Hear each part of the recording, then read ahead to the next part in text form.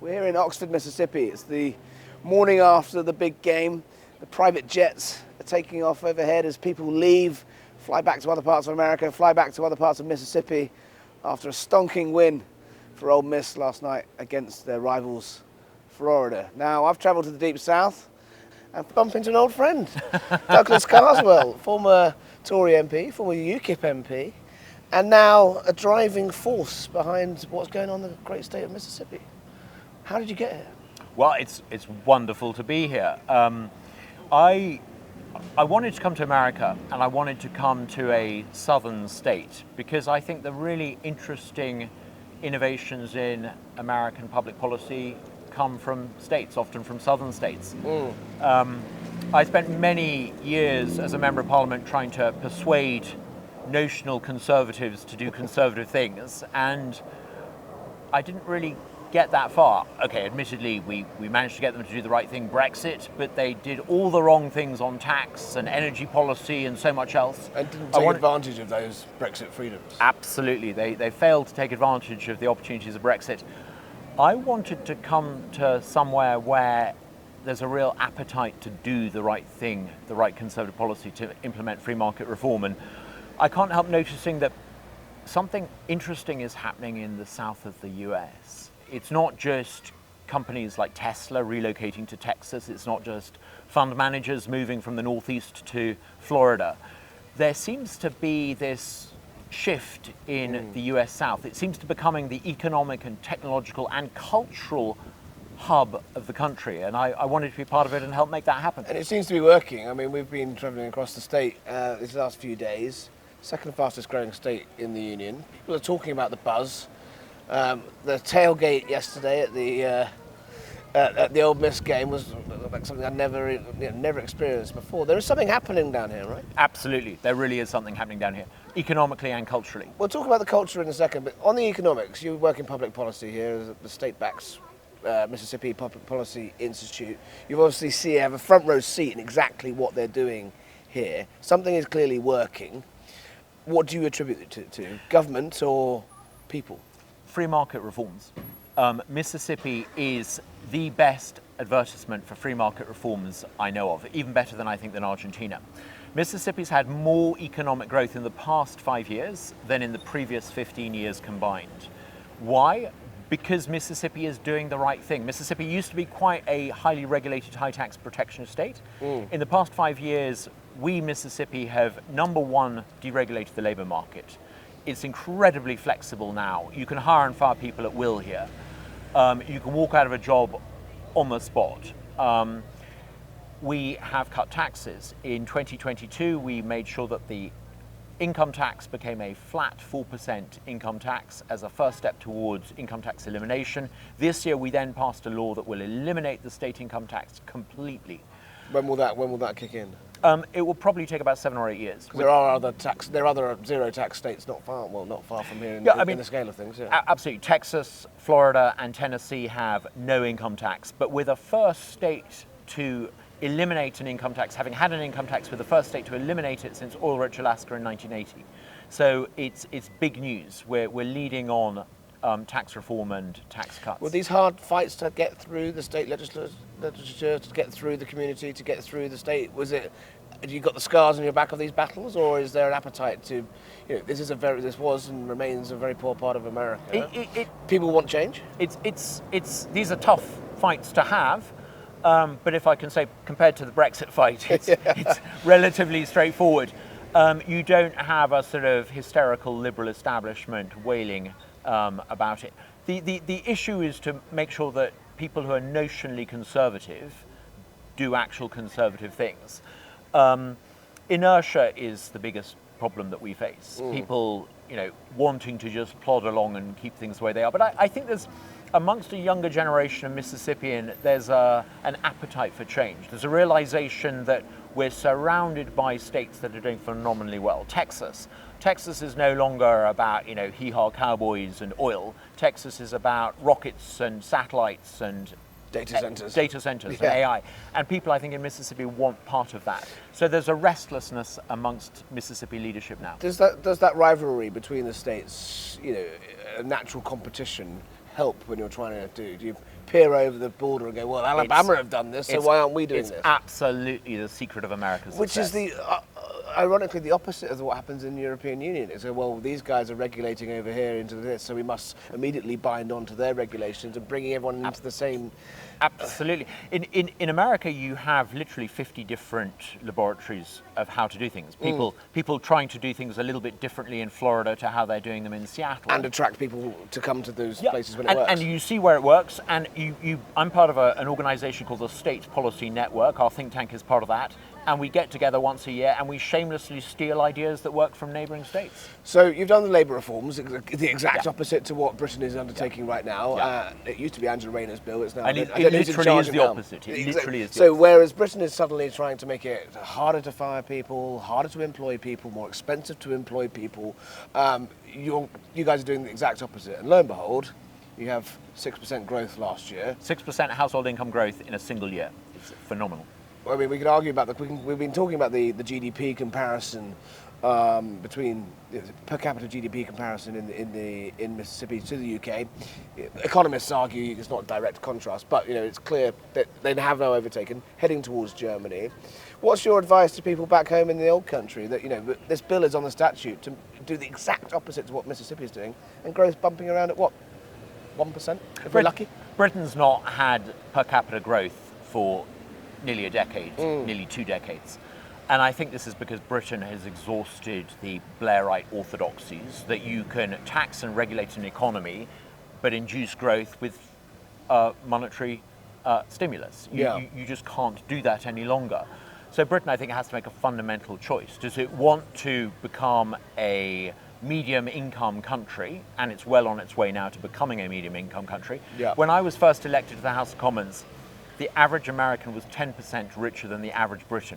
Today, the average American is 40% richer than the average Briton. A stat I've stolen shamelessly from you and used throughout my visit to Mississippi. The other thing I wanted to talk to you about, just while we're on what you guys are doing here, the education reforms. They seem very radical, they seem very new. They also, people old enough to remember when the Conservatives tried to do this maybe 20, 30 years ago in the United Kingdom, this idea of a voucher scheme, that if you take your child out of the state system, in the UK it would be through private schools, but here it's through community schools or faith schools or even homeschooling, you still get that $7,500, I think it is, roughly, to spend on your child as you see fit with the curriculum of your choice. There was an attempt to try and do that in the UK. It was very controversial. When? I think the Tories in opposition in the early 2000s floated this, along with voucher schemes of the NHS and a sort of tax rebate that if you use private healthcare or if you use private education, you get your tax, you can claim it against your tax bill. Is that where we are here? That's not quite the way I remember it. I remember offering Michael Gove when we were in opposition and he was in charge of education. I think this might even be pre-Michael Howard. It was also Michael Howard era, maybe 2005-ish, yeah. I mean, the Conservatives in opposition had the opportunity to introduce the idea of school choice and they rejected it. They preferred to do what Conservatives in many parts of the world try to do, which is to manage the schools better. And you can do that to some extent. You can insist on teaching with phonics, for example. But the real game changer is parent power, giving families control over their budgets. Now, Mississippi is now surrounded on all 4 sides by states that give families control over their budgets.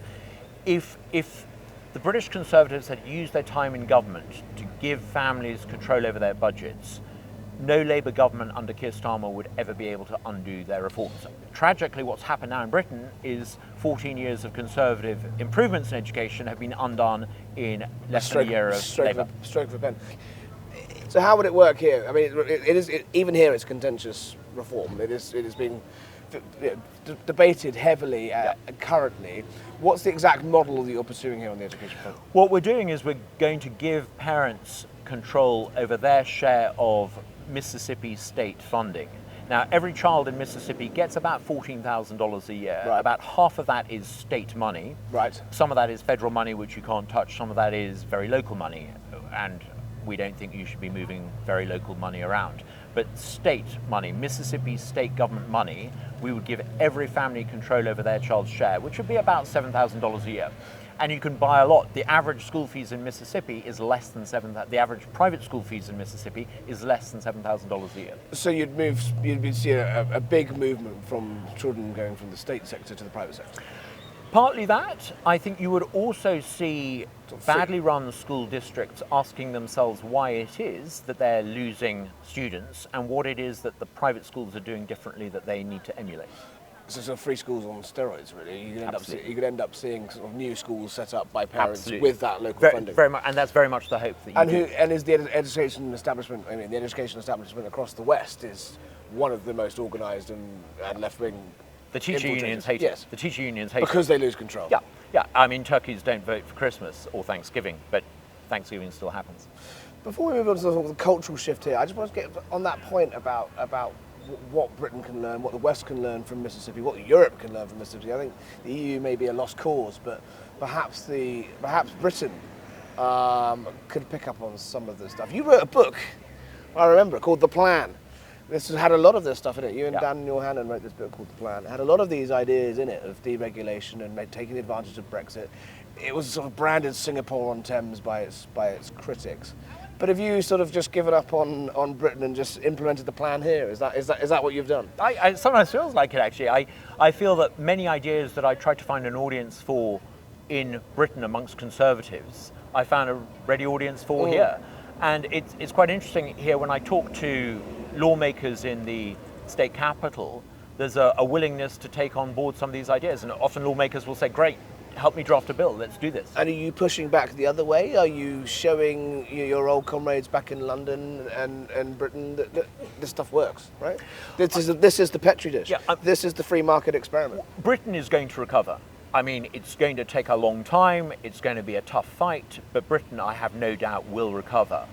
When, not if, that recovery comes, a lot of it will be inspired by the example, not of America in terms of the White House, not America in terms of Washington, D.C., but America in terms of what the southern states are doing. If you look at what the southern states are doing on tax, education, energy, labour market reform, that is a model that Britain is going to have to follow. Or go bankrupt.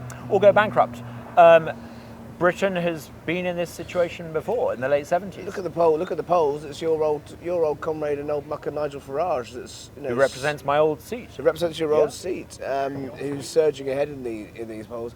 Do you think that he will have the mandate, or could have the mandate, and would reform have the ability, the political capital to take on, as you say, that screaming liberal establishment, the BBC, the Guardian, the Blob, the judges, the civil servants. Exactly.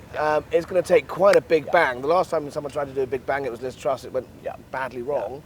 Are you confident that there's politicians on the pitch in Britain that could get this stuff done? This is what really worries me. It's not just a case of an incoming government, whether it's a Robert Jenrick Conservative Party or a Nigel Farage Reform Party. Or an Andy Burnham Labour Party. Who knows?